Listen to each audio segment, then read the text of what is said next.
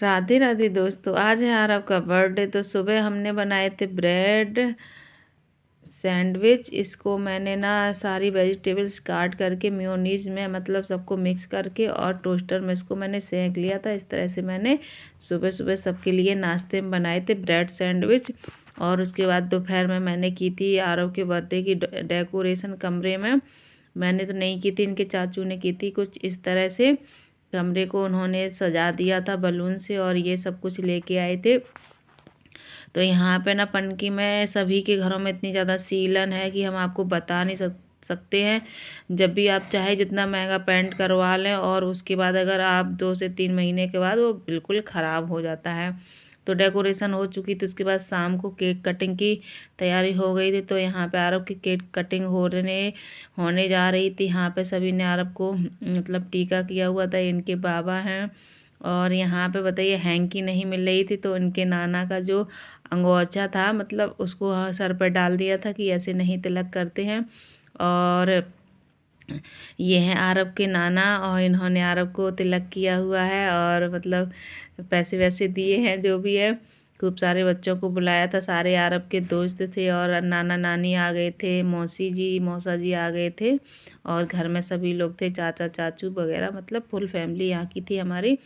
तो ये आरव की नानी ने भी टीका कर दिया था आरव को। अभी ये हैं आरव के चाचू, ये इनको टीका कर रहे हैं और उसके बाद देंगे पैसे। तो आरव को कुछ और चाहिए था, उन्होंने दे दिए हैं पैसे। तो आरव उनकी तरफ देख के हंस रहे थे। और ये थी आरव की मौसी, उनने टीका कर दिया था। तो इस तरह से हमने आरव का बर्थडे मनाया हुआ था। तो उसके बाद खाना पीना सब हुआ केक कटिंग के बाद। और फिर दूसरे दिन थी एकादशी। तो हम लोगों ने एकादशी का व्रत रखा था। सभी लोग मेरे यहाँ एकादशी का व्रत रखते हैं।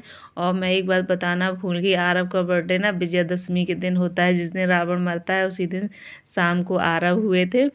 तो हम इसी दिन मनाते हैं, डेट के हिसाब से नहीं मनाते हैं, तिथि के हिसाब से मनाते हैं। दशमी के दिन ही हमेशा मनाते हैं। कहते हैं मेरे घर राम आए हैं इसलिए। और दूसरे दिन एकादशी थी तो हम लोग व्रत रहे थे। तो हम लोगों ने अपने भगवान का इस तरह से श्रृंगार किया था। ये हमारे राधा कृष्ण हैं और सामने छोटे से दिख रहे हैं वो छोटे वाले राधा कृष्ण हैं। और ये हमारे बड़े से लड्डू गोपाल हैं और साथ में हैं उनके खाटू श्याम जी। और इन सब का श्रृंगार आप लोग देखिए किस तरह से किया गया है। छोटे वाले हैं लड्डू गोपाल। और आप लोग कमेंट करके बताइएगा इनका श्रृंगार कैसा लग रहा है। और पूजा वूजा हम लोगों ने सभी ने कर ली थी। और जो बड़े वाले लड्डू गोपाल और राधा कृष्ण जी हैं तो उनको एकादशी वाले दिन नहला धुला के उनकी साफ़ सफाई करके मतलब अच्छे से उनका श्रृंगार किया जाता है। और जो छोटे वाले हमारे लड्डू गोपाल और राधा कृष्ण है ना, उनको मैं डेली नहलाती हूँ, डेली उनका श्रृंगार करती हूँ, उनकी साफ़ सफाई करती हूँ। और बड़े वाले का एकादशी वाले दिन करते हैं। और ये यहाँ पे साइड में कूलर रखा हुआ है। तो इनका कूलर ये घर में बनाया गया था, होममेड कूलर है ये। भगवान का सभी को गर्मी लगती है तो भगवान को नहीं गर्मी लगेगी, उनके लिए भी कूलर बनाया गया था। तो ये देखिए इनके मुकुट वगैरह हिल रहे हैं तो ये कूलर से ही हवा आ रही, बहुत बढ़िया हवा आती है। और पूजा वूजा करने के बाद फिर अब हमने सोचा चलो चाय नाश्ता कुछ बनाते हैं अपने लिए व्रत वाला। तो हम चलते हैं किचन में। हमने यहाँ पे चाय बनने के लिए रख दी थी और चाय के साथ में हमने थोड़े से चिप्स यहाँ पे तले हुए थे, साथ में तले हुए थे हमने मखाने भुने हुए थे। तो सभी लोग व्रत थे, 2-3 लोग, तो सभी के लिए बनाए हुए थे। तो मखाने वखाने तल लिए थे, चिप्स भून लिए थे। तो उसके बाद सबको देने के बाद फिर हमने सोचा चलो हम भी चाय और नाश्ता कर लेते हैं। ये चिप्स भी हमारे तल चुके थे। तो हमने नाश्ते में ना बिल्कुल थोड़े से मखाने लिए थे, थोड़े से चिप्स और साथ में ली थी चाय। तो उसके बाद हमने नाश्ता किया। पूजा करने के बाद सबको देने के बाद हमारा नाश्ता यहाँ पे हो चुका था। आरव कहने लगे मम्मा मेरे साथ बैट बॉल खेलने, मैं बॉलिंग करूँगी और आप क्या करोगे, बैटिंग करेंगे। तो हम दोनों जा रहे बैट बॉल खेलने। आप लोग बताइए कौन जीता, ठीक है? नहीं बता रहा। कहाँ से, यहीं से बॉल फेंके और पीछे से देखिए मेरा विकेट, मैं 1 2 3 स्टार्ट। हाँ 1 कहाँ गई, 2 3 3 लाइन हो गए। नहीं 3 रन हो गए। हम तो पहले मारा था ना, पहले मैंने करे हैं। नहीं पहले मैंने करे हैं। जी नन्नू हारे है। नहीं झूठ है। अच्छा आप लोग बताइएगा ये हारे है कि चीटिंग की है, क्या हुआ? मैं जीत रहा हूँ, सच्ची सच्ची बताइएगा। नहीं नहीं अब आप नहीं चीटिंग है चीटिंग।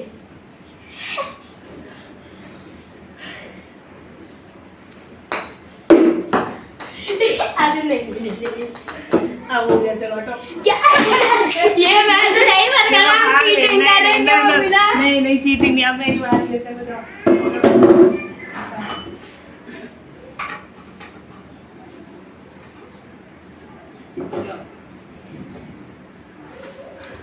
गाइस चीटिंग कर रही हैं।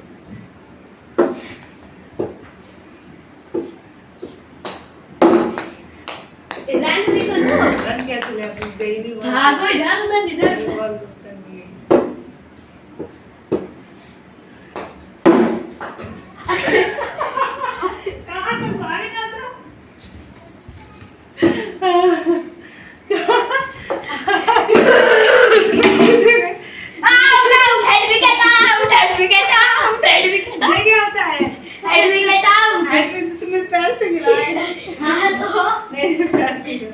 आप जीते नन्नू हारे, ठीक है चलो अच्छा बंद कर दो। बहुत खेलने के बाद फिर मुझे अपना काम भी करना था, तो हम आ गए थे कमरे में। और यहाँ पर एक साड़ी आई हुई थी, कस्टमर की साड़ी थी, बहुत ही अच्छी लग रही थी। यहाँ पे ये दामन में ऐसा वर्क हुआ था और पूरे में सीक्वेंस का वर्क हुआ था, और उसकी जॉर्जेट की साड़ी थी, बढ़िया साड़ी थी एकदम।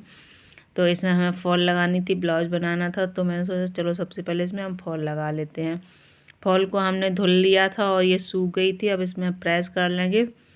जब भी आप साड़ी में फॉल लगाएं तो उसको प्रेस ज़रूर कर लिया करें, नहीं तो मतलब साड़ी बिल्कुल जब धुलेंगे तो सिकुड़ जाती है फॉल, और फिर साड़ी में झोल आ जाता है, तो वो अच्छा नहीं लगता है देखने में। इसलिए जब भी आप मतलब फॉल लगाएं तो उसको धुल के डाल दें, प्रेस कर लें अच्छे से, और उसके बाद फॉल लगाएं।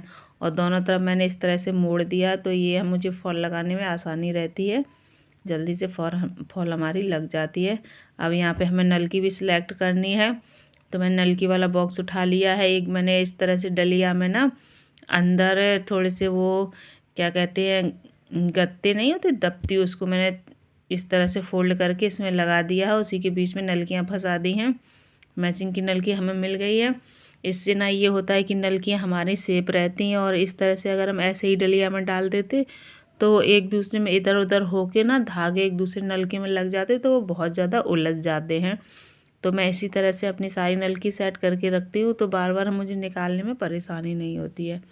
इतना करने के बाद आरना स्कूल से आ गई थी, आरव लेने गए हुए थे, ये आ चुकी हैं, और इनका ये शुरू हो गया। अपने चाचू से बहुत ज़्यादा प्यार करती हैं। चाचू चले गए थे सुबह वापस अपनी ड्यूटी पे, तो ये कह रही थी चाचू क्यों चले गए। मैंने उनसे कहा था कि मुझे भी साथ में चलना है, मैं चाचू क्यों नहीं लेके गए, तो इनका यही चलता रहा क्यों नहीं लेके गए, मुझे भी चाचू के घर जाना था।